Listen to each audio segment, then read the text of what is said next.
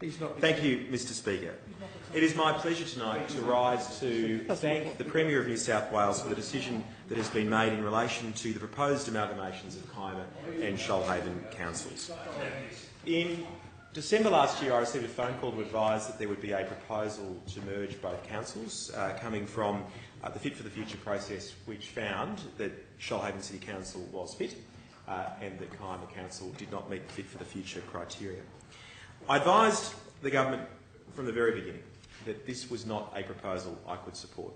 In 2012, I made it very clear that Kyma is a community that respects the services that are provided, is very warm and welcoming of the work that Kyma Council does in relation to its community, and Shoalhaven the same. Two very distinct communities, both very beautiful, but both very, very different. There has been a process which we've had to engage in through public hearings, consultation, and no doubt the communities of both councils have turned out in significant numbers to voice their concerns. And we've seen strong, very strong representations from those communities. I've attended a number of public meetings with over 1,000 people, the biggest I have ever seen in my time as a Member of Parliament. We saw excellently articulated and argued submissions that addressed the criteria that the government requested the community address. And of course, the delegates' report has finally made the recommendation that the government not proceed. This result did not happen by accident. And I have to say, this is not the first time that I have taken on my own side of politics in order to secure a result for my community. And I advise you, Mr Speaker, that it won't be the last, because it was my community that put me into Parliament, and it's their interests I will always stand up for and always represent, no matter the cost to me personally or politically. It is important that the views of my community are heard in this chamber. That is, after all, what they sent me to Parliament to do.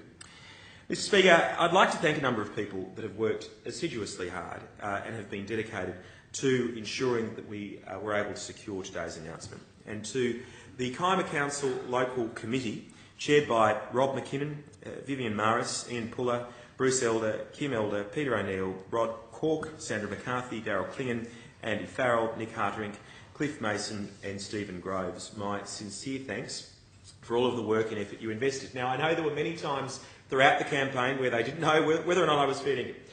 There were certainly a lot of claims and concerns that I could have been doing more, or I could have been doing other things, but I hope that the outcome that was achieved today is evidence enough that the trajectory that we all established was one that arrived at the destination which we sought.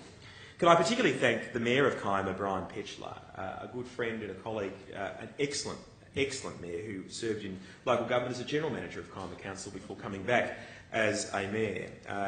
He has worked very hard to procure this outcome, and I know that he will be delighted with the result. Can I also thank the Kyma General Manager, Michael Forsyth, and his staff for the efforts that they have invested, from the public hearings to the meetings. This has been an issue that has ignited the Kyma community like none other I have ever seen. And in Shoalhaven, Mayor Jo Gash has also worked incredibly hard to bring about this result with her councillors, and also the General Manager, Russ Pigg, who has made an incredible contribution to this cause. It would also be remiss of me not to mention my parliamentary colleagues, particularly my friend, my neighbour and the Member for South Coast, Shelley Hancock, who, together with me, worked hard to make it clear to the government what we wanted to see on behalf of our community, and there's no doubt that I couldn't have done it without Shell. To Don Harwin, who is also a resident of Incentia and President of the Upper House, he has also been instrumental in ensuring that the government got our message loud and clear. And also to my crossbench friend, but also long-time friend, the Honourable Paul Green, MLC, in the other place, he has made his views in relation to this matter incredibly clear. In this place, often we are confronted by people that say they're not going to vote for you. That's part of politics, and certainly I heard that many occasions throughout this campaign. But one thing I did find very difficult was people suggesting that they may have lost faith. Having grown up in my community, lived and worked there all my life, I can deal with people saying that they are not going to vote for you, but that they don't trust you is something entirely different. And I know that this particular issue was felt very deeply by people in the community, very deeply. And I hope that the result today is testament to my community that what I came here to do was represent their views. What I came here to do was to get outcomes for my community. And as a result of this decision today, I know that the residents of Kyma will, for many, many years to come, enjoy a council that represents their interests, and Shoalhaven, which will represent their interests. I thank the member for Kiama. I call the Parliamentary Secretary in reply. Thank you, Mr Acting Speaker. I would like to acknowledge the significant efforts of the member for Kiama in standing up for his community on this issue, on many issues. You will struggle to find a more committed or dedicated Member of Parliament in this place. I've known him since I was 18. We all have our crosses to bear, Mr Acting Speaker, but he is a formidable political operator, one of the best I have ever come across.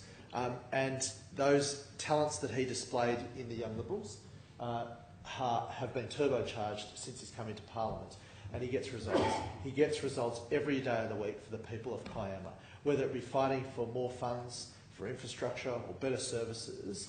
I don't think there'd be a Member of Parliament that would get more than Gareth Ward. He is tenacious, he is relentless, and the result that you've received today, that Kiama residents have seen today, is testament to that.